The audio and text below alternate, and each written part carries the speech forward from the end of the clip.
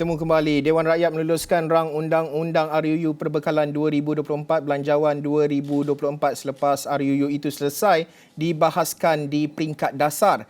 Ia diluluskan menerusi undian suara terbanyak ketika sesi mesyuarat dipengerusikan yang di-Pertua Dewan Rakyat Tan Sri Johari Abdul semalam. Undian dibuat sejurus penggulungan perbahasan RUU Perbekalan 2024 peringkat dasar oleh Perdana Menteri merangkap Menteri Keuangan Datuk Seri Anwar Ibrahim semalam.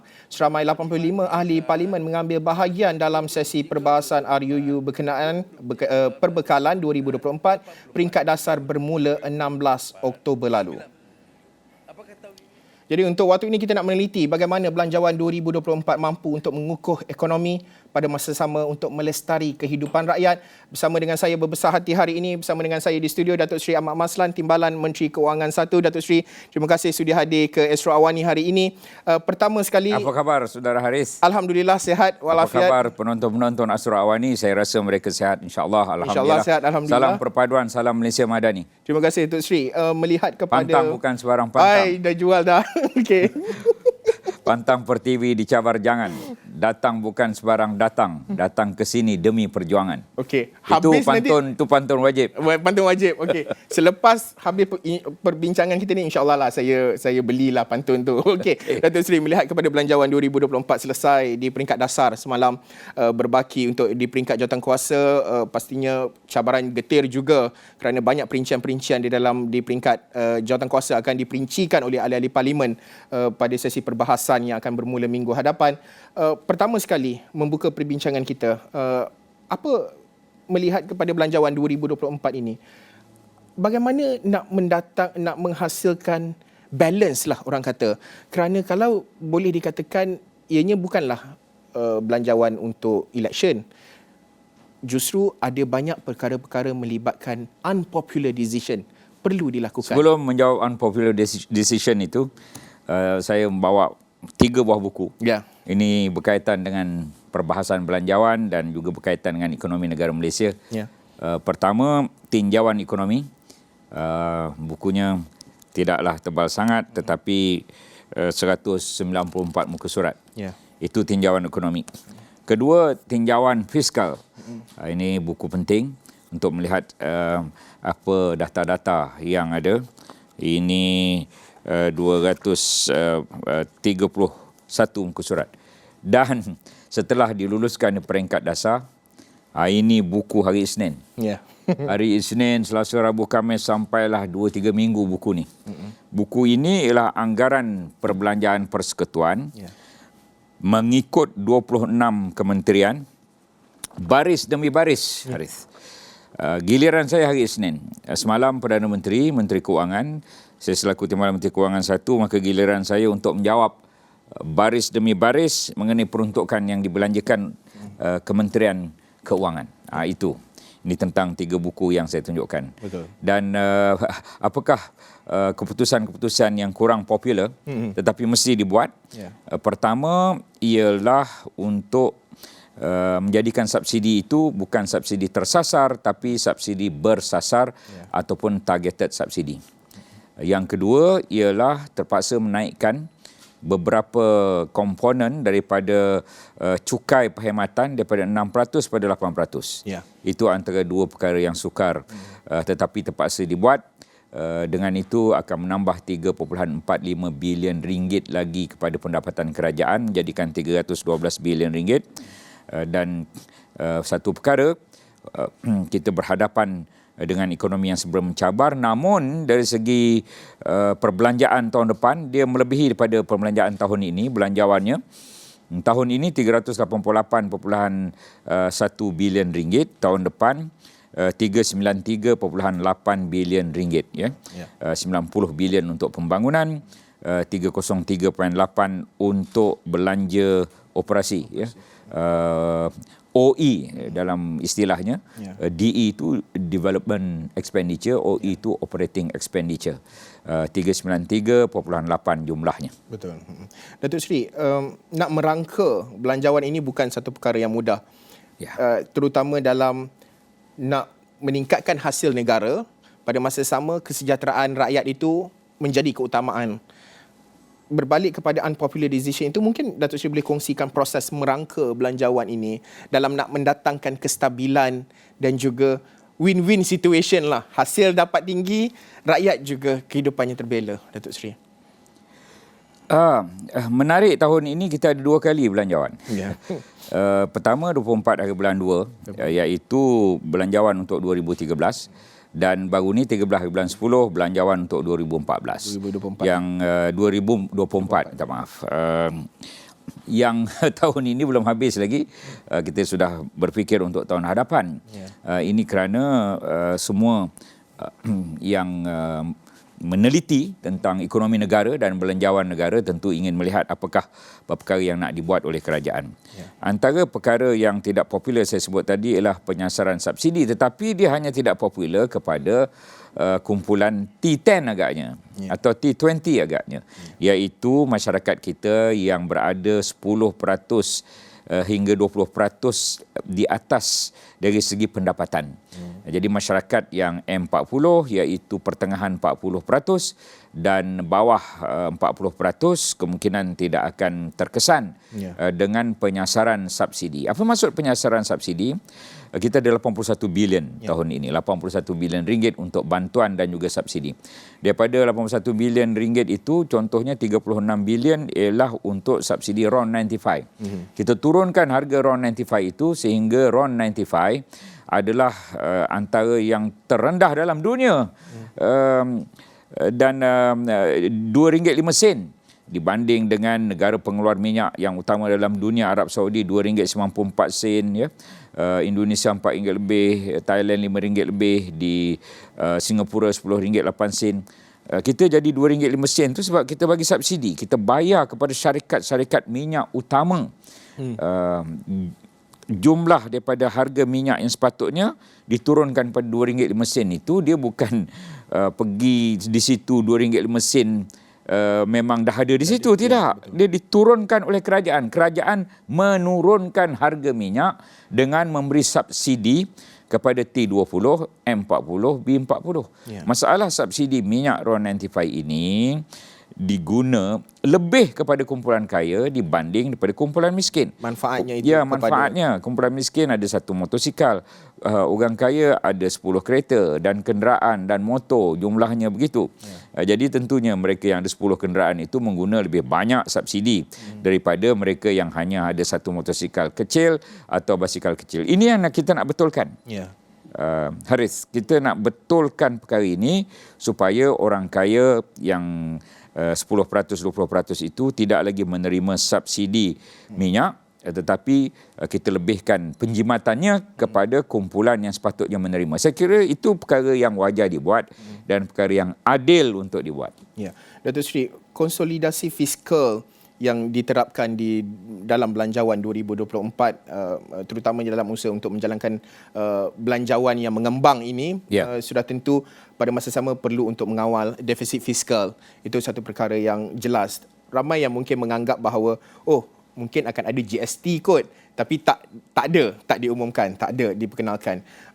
Bagaimana mungkin keseimbangan belanjawan, terutamanya dari segi kutipan hasil itu mampu ditingkatkan dan juga nak memastikan strategi itu betul dari segi meningkatkan hasil negara, kerana kita nak belanja besar ni, Datuk Seri. Ada beberapa soalan di situ. GST, SST, setakat ini kita tak laksanakan GST tahun ini, kita tidak laksanakan GST pada tahun depan. Sebelum ini ada 2 cukai, iaitu cukai perkhidmatan dan juga cukai jualan, disebut sebagai SST, Sales Tax, Service Tax. 2 cukai. Kadarnya 5% jualan, 10% jualan, 6% perkhidmatan. 2015, 2 cukai itu kita jadikan satu, iaitu GST, Goods and Services Tax, dan hanya satu sahaja angkanya, 6%. Tetapi ialah apabila rakyat tidak memahami, maka ada penolakan. 2018 pertengahan tahun kita mereka mansuh, bukan kita lah, mereka, bukan saya lah, mansuhkan GST itu. Maka apabila 6% dimansuhkan, dikembali kepada 10%. Kalaulah rakyat tahu bahawa 6% dimansuh diganti pada 10%, mungkin mereka tidak setuju, tetapi oleh kerana penjelasan juga tidak dibuat, maka diluluskan di Dewan Rakyat. Pada ketika itu ialah Barisan Nasional kalah, maka luluslah pemansuhan GST itu. Jika kita tidak mansuhkan, saya rasa pendapatan GST pada kali ini mungkin 70 lebih bilion. SST tahun depan 35 bilion sahaja. Jadi kalau kita ada GST lebih banyak untuk kita dapat dan lebih banyak untuk kita berikan pada rakyat. Malangnya ia tidak berlaku. 173 daripada 194 negara telah melaksanakan GST, termasuk Singapura, Indonesia, Thailand, Australia, Jepun, Korea, New Zealand. GST di Arab Saudi 15%. Pada siapa-siapa yang pergi ke Mekah dia tahulah. Apa yang saya ingin sampaikan di sini bahawa komunikasi mengenai hal-hal cukai ini perlu terus disampaikan. Mungkin saya akan duduk di sini lagi menerangkan tentang cukai sahaja. Kemudian tentang pendapatan kita, memang kita perlu tambah daripada sekarang ini pendapatan kita 312 bilion untuk tahun depan. 312 bilion, tetapi belanja kita 393 bilion. Baki selebihnya itu terpaksa kita pinjam. Dan kita ingin mengurangkan hutang. Itu antara kerja kita. Oleh itu kita tetap berhutang, tapi tidak sebanyak sebelum-sebelum ini. Masa zaman Tan Sri Muhyiddin ada tambahan 100 bilion hutang baru. Masa zaman Datuk Seri Ismail Sabri juga 100 bilion tambahan hutang baru, tapi kita cuba mengurangkan 100 itu kepada 90 begitu ya. Hutang tetap kena bayar, dan kita sedang bayar hutang mengikut tempohnya, dan yang kita bayar itu baru dia punya interest, belum lagi pokoknya. Jadi segala perkara ini perlu diatur sedemikian rupa supaya ekonomi negara akan terus berada dalam keadaan yang terbaik. Datuk Seri, kalau kita fokus berkenaan dengan usaha, pertama Datuk Seri menyebut dari segi cukai dinaikkan perkhidmatan. Okey, itu jelas. Kemudian dari segi subsidi bersasar, kalau kita lihat sebagai contoh penghapusan subsidi ayam, mungkin ramai yang concern ataupun risaulah dari segi adakah akan ada naik harga lagi lepas ni? Adakah apa yang saya akan impak kepada kehidupan saya, tapi gaji saya ni tak berapa nak naik ni, tapi harga barang naik ni. Itu antara concern yang kita, kalau kami wartawan-wartawan turun ke lapangan buat tinjauan. Datuk Seri, mungkin ada something to address. Saya juga concern, saya juga bimbang. Tapi kebimbangan saya terubat apabila beberapa pasaraya menurunkan harga ayam. Diapungkan pada satu hari bulan. Contoh pasaraya Maidin, dia dengan Datuk Amir Maidin dalam TikTok, dia kata ayam di Maidin RM7.99 sekilogram. Kemudian keluar pula Lotus kata ayam di Lotus RM7.49. Ini satu perkara yang baik. Rupa-rupanya apabila kita tarik subsidi, bukan menaikkan harga ayam tapi menurunkan harga ayam. Saya harap perkara ini akan berlaku berterusan. Sebagaimana kita melaksanakan GST pada 1 hari bulan April 2015, bukan menaikkan harga barang pada permulaannya, malahan menurunkan harga barang sesuai dengan teori saya lah, bahawa GST menurunkan harga barang. Dan Maidin sekali lagi, pada ketika itu saya pergi ke Maidin, dia menurunkan harga hampir keseluruhan barang dengan pelaksanaan GST. Kerana sebelum itu SST 10%, GST 6%. Daripada 10 turun pada 6, tentulah ada kesan pada penurunan harga barang. Masalahnya peniaga yang beretika ni tak ramai, Saudara Harith. Ini yang menjadi masalah kita di negara ini. Kalau kita ambil MBA, saya ambil MBA di UKM hari itu, tahun 2002, ada satu subjek tu mengenai etika perniagaan. Bukunya tebal. Etika perniagaan, business ethics, dan di situ diterangkan bagaimana peniaga-peniaga perlu menjalankan perniagaan dengan beretika. Ya. Kartel contohnya adalah perbuatan tidak beretika. Ya. Komplot harga. Komplot harga. Mereka berkomplot, katalah 11 pengeluar ayam yang terutama, yang terbesar di Malaysia berkomplot, kita naikkan harga ayam RM8 misalnya. Kita nak naikkan harga ayam bulan depan RM9 misalnya. Jadi ini perlu diambil tindakan segera oleh penguatkuasa. Ya. Penguatkuasa KPDN, Kementerian Perdagangan Dalam Negeri, Kos Sara Hidup. Ya. MyCC. Kemudian MyCC. Ya. MyCC bahasa Melayu Suruhanjaya Persaingan. Ya. Suruhanjaya Persaingan, mereka mengambil tindakan terhadap monopoli. Mereka mengambil tindakan terhadap kartel. Ambil tindakan segera. Ya. Bawa ke mahkamah segera. Jatuhkan hukuman segera. Sebagaimana yang berlaku pada beras hari itu, Ya. saya mencadangkan dalam satu mesyuarat penting. Saya kata kena ambil tindakan segera, maka diambillah kepada mereka yang menyorok beras dan sebagainya segera, supaya dia jadi ingatan kepada peniaga-peniaga. Jadi kerisauan itu terubat apabila ada peniaga yang beretika, kerisauan itu terubat apabila penguatkuasaan itu benar-benar dilakukan. Ya, Datuk Seri, dan apabila subsidi ini dikurangkan, sudah tentu cash aid, bantuan tunai itu juga disalurkan, dan angkanya dijangka lebih besar untuk tahun hadapan dari segi jumlah penerimanya. Mungkin Datuk Seri boleh nak perincikan berkenaan dengan dari segi bantuan tunai itu.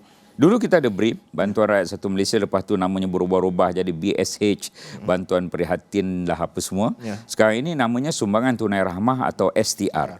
Pada tahun ini 8 juta rakyat menerima, tahun depan 9 juta rakyat menerima.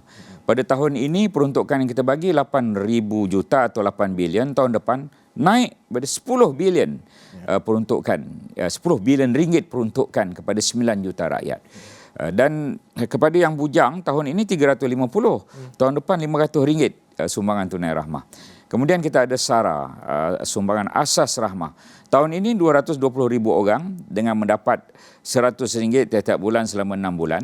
Tahun depan dapat 700,000 orang dengan RM100 tiap-tiap bulan selama 12 bulan. Hanya dengan menunjukkan kad pengenalan, mereka boleh membeli di pasaraya terpilih sebanyak RM100 setiap bulan. Jika belanja RM60, bulan depan dapat 140 sebab bakinya dibawa ke depan dalam kita punya kad pengenalan itu. 700,000 orang akan terima RM100 seorang untuk beli barangan keperluan untuk pasaraya yang terpilih. RM100 kali 12, RM1,200. Itu tambahan-tambahan. Dan selama ini sumbangan tunai rahmah STR ini tahun ini 3,100, tahun depan jadi 3,700. Tak pernah kita memberikan sebanyak itu bantuan pada rakyat. Dan pekerja kerajaan penjawat awam RM2,000 akan diberi kepada grade 56 dan ke bawah, dan RM1,000 adalah lebih kurang 2,200 orang yang berpangkat jawatan utama sektor awam, RM1,000. Sebelum ini kita bagi cuma 5,600, 6,700 sahaja. Kemudian kepada pesara kita beri sebanyak RM1,000, dan sebelum ini adalah 3,400 begitu. Ya, separuh daripada apa yang didapati oleh penjawat awam. Ini satu pemberian yang cukup besar, tak pernah sebesar itu kepada penjawat awam dan keluarga mereka. Semuanya ini akan menyebabkan ekonomi kita berkembang. Pemberian RM100 misalnya, itu hujung bulan 12 atau pertengahan bulan 12 kita nak bagi RM100 kepada 10 juta rakyat negara kita dengan bantuan apa yang dipanggil sebagai e-tunai rahmah. Dan e-tunai rahmah ini kepada mereka yang berpendapatan RM100,000 dan ke bawah, 10 juta orang kali RM100, RM1,000 juta, RM1 bilion kita nak bagi pada bulan 12 e-tunai rahmah. Banyak betul bantuan. Datuk Seri menyebut berkenaan dengan bantuan, dan kita lihat bahawa belanjawan seringkali memberi fokus kepada terutamanya masyarakat yang berpendapatan rendah lah, B40, dan juga usaha untuk menghapus kemiskinan tegar dan sebagainya. Tapi aspek lain yang besar adalah perlu kita telitikan adalah M40 yang mungkin merasakan kurang mendapat perhatian daripada kerajaan. Mungkin ada yang kata belanjawan kali ini adalah genderless, groupless sebab ada semua orang akan dapat sesuatu dalam aspek belanjawan kali ini. Mungkin Datuk Seri boleh bantu untuk faham berkenaan dengan fokus kepada golongan M40 ini, Datuk Seri. M40. Haris T20 ke M40? saya Biarlah rahsia lah. masih M40 atas lah. M40 atas. Okey. Saya kena mengaku saya T lah Datuk Seri. T lah. T agaknya lah T tapi T bawah. Okay. T bawah. Yang Tan Sri Taikun tu T atas. Saya T bawah je. Jadi M40 memang selalu perkara ini dibangkitkan, saya tak menafi, tapi saya ingin maklumkan di sini bahawa apabila kita kata nak bagi RM100 ya kepada 10 juta rakyat, 10 juta tu tentu ada M40 di dalamnya. Apabila kita kata kita nak bagi STR ya, STR tadi 9 juta, tadi yang 10 juta tu e-tunai Rahmah. Banyak betul nama Rahmah ni. Rahmah. Baru ni saya berjumpa seorang wanita agak berumur namanya Rahmah. Saya kata, oh ini rupanya Rahmah ya. Tuan badannya. Rahmah ni maksudnya kasih sayang kerajaan pada rakyat. Satu lagi contoh yang 9 juta itu tentunya ada M40 sebahagian di situ. Yang 10 juta orang tadi tentu ada M40 di situ ya, yang dapat RM100. Lepas itu sumbangan tunai Rahmah sehingga RM3,700 itu tentu ada M40 sebahagian. Satu lagi M40 ni sentiasa dapat RM2.05 RON 95 dan mereka dan terkumpulan yang mempunyai kenderaan pastinya ya. Kalau kita lihat kumpulan yang B40 mungkin hanya kereta kecil, M40 ni kereta yang sederhana lah, dan mereka sentiasa apabila masukkan RON 95 ke dalam kereta tentunya mereka mendapat pulangan itu. Ada satu perkara yang penting, ada 5 pelepasan cukai. Dan pelepasan cukai ini tentunya kepada mereka yang bayar cukai. T20, M40 ya. Apa antaranya? Antaranya ialah pelepasan daripada RM2,000 dinaikkan kepada RM3,000 untuk menjaga anak-anak di Taska. Tapi harapnya jangan jadi macam Taska tadilah. Perbincangan sebelum tadi. Taska baru letak berapa hari anak dah meninggal. Itu perkara lain lah. Tetapi ini menghantar anak ke Taska, tentunya M40 ramai terlibat. Dan dia dapat potongan cukai daripada RM2,000 pada tahun ini, tahun hadapan pada RM3,000. Seluruh 5 perkara, termasuklah kalau M40 yang bayar cukai ini ingin hadir ke kursus-kursus bagi pemantapan diri, Saudara Haris. Katalah dia kursus apa? Kursus e-dagang. Dia kepilkan dia punya segala bukti-bukti itu, dia boleh dapat pulangan dari segi pelepasan cukai sehingga ribuan yang tertentu lah. Keseluruhan 5 perkara pelepasan cukai ini memberikan RM750 juta kehilangan hasil kerajaan. Apabila kehilangan hasil kerajaan yang sepatutnya dikenakan kepada M40, dengan lain perkataan M40 mendapat manfaat daripada RM750 juta itu. Jadi M40 kalau ada anak pergi sekolah awal tahun kita bagi RM150. Kalau seorang. Haris berapa orang anak? Masih lagi bujang Tok Sri.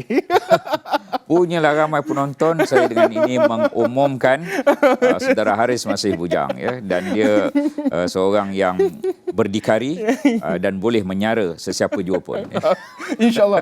Datuk Sri. Dia semula bantuan awal persekolahan. M40 pun dapat. Kalau ada anak 2 orang dapat 300 ya, itu di antara perkara. Kita tidak melupakan sebenarnya M40 ini. Cuma kadang-kadang dalam pembentangan tu tak disebut sebab itu kaedah. Kita nyampaikanlah tentang perkara M40, sebenarnya dapat juga banyak perkara. Selain daripada itu Datuk Sri, menarik untuk saya bawakan perbincangan kita melihat kepada usaha yang giat dilakukan oleh kerajaan, iaitu untuk menghapuskan miskin tegar. Ini satu perkara yang amat keras lantang dinyatakan oleh Perdana Menteri yang juga Menteri Kewangan Datuk Seri Anwar Ibrahim. Mungkin pandangan Datuk Seri, kerana miskin tegar ini bukan hanya soal pendapatan semata-mata, banyak faktor termasuk dari segi sebagai contoh social mobility, jurang digital dan pelbagai lagi. Tahap keyakinan Datuk Seri dari segi usaha untuk menoktahkan miskin tegar tahun ini Datuk Seri? Datuk Seri Anwar ni dikenali sebagai pejuang supaya rakyat tidak miskin. Dan antaranya beliau masuk ISA penjara Kemunting 2 tahun kerana usahanya membasmi kemiskinan, penoreh getah, dibaling dan sebagainya. Saya sendiri anak penoreh getah, berbeza dengan beliau lah. Beliau anak susah parlimen, tak silap saya. Ayah beliau Datuk Ibrahim tu susah parlimen, pernah jadi susah parlimen dalam kerajaan. Saya anak penerih getah yang umur 30 tahun baru ada elektrik, baru ada air, baru ada jalan raya, baru ada telefon di kampung saya. Dan keluarga saya, ibu dan ayah buta huruf ya, dan menoreh getah orang ya, daripada awal pagi subuh sampailah ke petang untuk menyelesaikan kerjanya. Oleh kerana itu memanglah dekat di hati saya apabila nak disebut membasmi kemiskinan ini. Dan kemiskinan tegar ini asalnya 136,000 orang. Keluarga, 136,000 keluarga di seluruh negara. Pendapatan 1198 sahaja, RM1,198 itu ukuran. Miskin 2208, RM2,208 sebulan jika suami dan isteri campurkan. Tak dapat 2208 bererti itu miskin. Tetapi kalau dicampurkan suami dan isteri hanya 1198, dia miskin tegar. Saya gembira apabila diumum oleh Perdana Menteri 13 hari bulan 10, tinggal 18,000 orang, tinggal 18,000 keluarga sahaja lagi. Jadi kalau 18,000 keluarga ini dengan diadakan segala macam-macam program, contohnya Kementerian Ekonomi ada IPR, Kementerian Kemajuan Desa dan Wilayah bawah Datuk Seri Dr. Ahmad Zahid Hamidi, juga ada banyak program-program untuk membantu masyarakat luar bandar dan masyarakat miskin ini. Saya yakin pada 31 bulan 12 2023 adalah satu sejarah dalam negara kita. Pada ketika itu tidak ada lagi miskin tegar di dalam negara. Yang miskin tegar ini kita tidak mengira negeri. Walaupun negeri itu tidak menyokong kerajaan persekutuan, Kelantan ramai miskin tegar yang kita nak hapuskan kemiskinannya. Kedah, Terengganu ramai miskin tegar yang kita nak hapuskan kemiskinan tegarnya. Begitu je Perlis. Termasuklah Sabah dan Sarawak dan negeri-negeri lain. Tanpa kita melihat negeri siapa, negeri mana, kita akan berazam, committed dalam masa 2 bulan ini untuk memastikan penoktahan miskin tegar ini berjaya dilakukan, dan kita akan melakukan segalanya untuk memastikan perkara ini laksana. Dan diumum oleh Perdana Menteri semalam bahawa beliau ada keyakinan kemiskinan tegar tinggal 18,000 keluarga ini boleh kita tamatkan. Tetapi kalaulah keluarga itu suaminya terlantar dan isterinya tidak bekerja, maka bantuan-bantuan khas terhadap keluarga seumpama itu yang tidak boleh bekerja kerana terlantar dan sakit, atas kaedah yang tertentu kita boleh laksanakan program-program khas untuk mereka bagi memastikan pendapatan mereka lebih daripada 1198 pada 31 hari bulan 12 nanti. Datuk Seri, lebih kurang dalam 2 minit perbincangan kita dah dekat setengah jam dah, lebih nak dekat setengah jam. Apa harapan dan juga aspirasi Datuk Seri dari segi, terutamanya dari segi pelaksanaan? Itu perkara yang cukup penting kerana kita lihat banyak dasar dan juga polisi diumumkan kerajaan, tapi ianya perlu selari. Kerangka ekonomi madani itu besar. Kita ada NIMP, kita ada NETR, belanjawan sebagai penggerak utamanya. Harapan Datuk Seri kepada belanjawan ini dan juga nak memastikan pelaksanaannya itu secara teratur dan impaknya itu dapat dirasai rakyat, Datuk Seri. Ya, kita ada 26 kementerian. Kita ada menteri, ada timbalan menteri. Di 26 kementerian itu ada ketua seusaha kementerian, ada ketua pengarah dan macam-macam. Lagi jawatan-jawatan dan kementerian itu kita berharap agar mereka memastikan segalanya dilaksanakan seawal dan secepatnya mungkin ya, dengan tata kelola yang baik. Saya membentangkan rang undang-undang keuangan kerajaan dan tanggungjawab fiskal kali pertama dibentang dalam Parlimen. Itu satu perkara yang bersejarah. Pada hari Rabu, hari Khamis, hari Jumaat pembentangan bajet 13 hari bulan. 11 hari bulan diterima di Dewan Rakyat mengenai FRA ini, Fiscal Responsibility Act, yang mana kita memastikan empat perkara. Defisit tidak boleh lebih daripada 3%. Sekarang ini defisit 5.6 tahun lepas, tahun ini 5%, tahun depan 4.3%. Itu pertama yang kita nak kena capai. Yang kedua, hutang tak boleh lebih daripada 60% KDNK. Sekarang ini 64, 63 begitu. Ya, hutang. Yang ini hutang tidak campur dengan contingent liability ataupun jaminan kerajaan yang sudah sekarang ini 1.5 trilion yang perlu diatasi. Yang ketiga, segala jaminan kerajaan ini tak boleh lebih daripada 25% KDNK, sekarang ini lebih kurang 17%, maka kita tidak lebih. Dan satu lagi ialah jumlah pembangunan. Tahun ini 90 bilion. DE itu hendaklah lebih daripada 3%. Sekarang ini sekitar 4% begitu untuk pembangunan rakyat. Jadi empat perkara ini kalau tidak dicapai, Menteri Kewangan hendaklah membentangkan dan di Dewan Rakyat untuk minta pembetulan kepada angka-angka itu dalam waktu 3 hingga 5 tahun jika tak dapat dicapai. Jadi ini satu perkara yang cukup bersejarah, mendisiplinkan fiskal kita dan memastikan kita berusaha sungguh-sungguh. Apa yang kita umum itu kita laksana dan kita memastikan dengan sungguh-sungguh kutipan hasil daripada custom terutamanya, daripada lembaga hasil dalam negeri terutamanya, hendaklah mencukupi untuk membiayai segalanya. Datuk Seri, sudah tentu ini merupakan langkah awal dalam nak merealisasikan kerangka ekonomi madani yang diumumkan oleh kerajaan. Saya nak ucap terima kasih sekali lagi. Okey, baik. Bersama kawan selalu bersukan, gaya terkini hidupnya mesra, belanjawan terbesar dibentangkan, ekonomi madani majukan negara.